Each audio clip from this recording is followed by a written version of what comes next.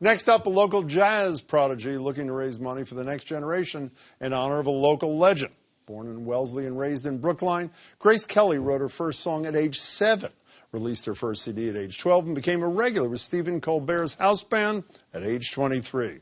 Now she's pursuing her solo career, coming back to her hometown to help host a fundraiser concert for a new scholarship at Berklee College, honoring jazz luminary Fred Taylor, the man responsible for launching many a career and bringing the biggest up-and-comers here to Boston, most at the Scullers Jazz Club, where he was let go in January, raising the ire of jazz lovers around the region. Grace and Fred both joined me to talk about the concert, their careers, and history. But first, a little performance from Grace.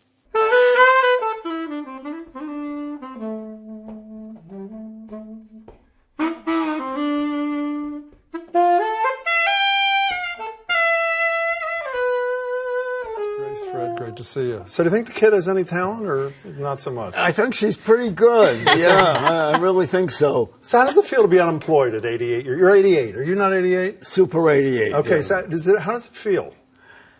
I don't believe it. I think there's somebody made a mistake in the arithmetic. Frankly. I think they made a mistake too, frankly. Yeah. Before I hear from him about the legend of Fred Taylor, tell me, why does he mean so much to you? So Fred Taylor, I mean, I can just say I would not be where I am in my career without this man. Why? And when I was 13 years old, I sat in at Scullers Jazz Club, which Fred had been booking for, 25 plus years.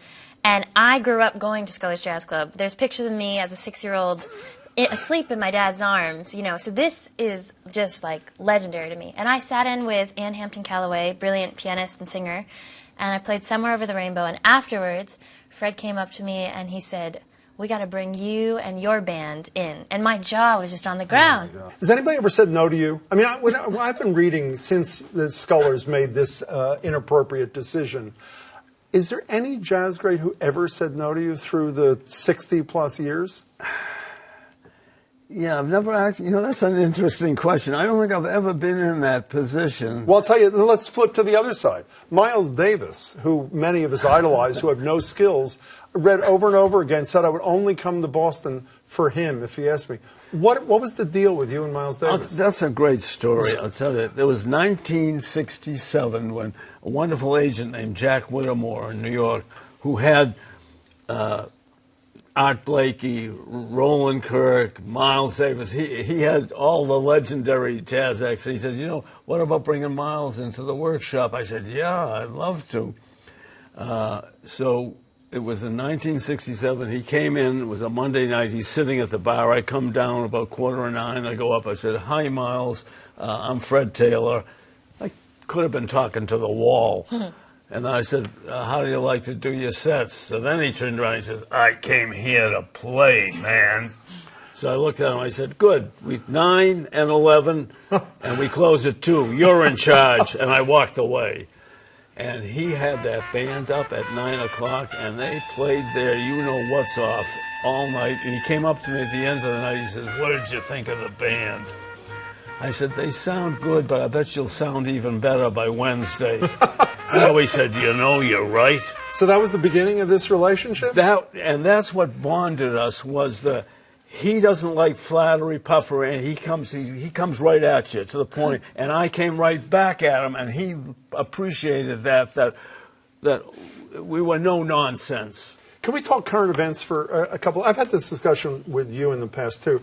On one hand, as an outsider who enjoys jazz, I say young people are losing interest. But then I see her, and I say, if that doesn't draw 20 and 30-somethings in, so who's right? Are people like you increasing the appetite, or is it decreasing? Starting with you. Well, I would say that jazz has been shaping in very different ways with the millennials coming up. It's a mixture of taking improvisation, which is the core of jazz, and what I love so much, making it up, and merging it with hip-hop and pop and jazz, and blues. And the thing that is so amazing about Fred, every time I'm hanging out with him, is he is so open and with it about whatever new thing is happening. And we have these discussions about new bands, or he'll call me up and be like, you should have heard this band or this young talent. And he's the king of finding new talent, whether it was, Esperanza Spalding when she was in Boston, Chris Bodie, Nora Jones when they were starting out. I don't know if this is true or not, or whether this is apocryphal.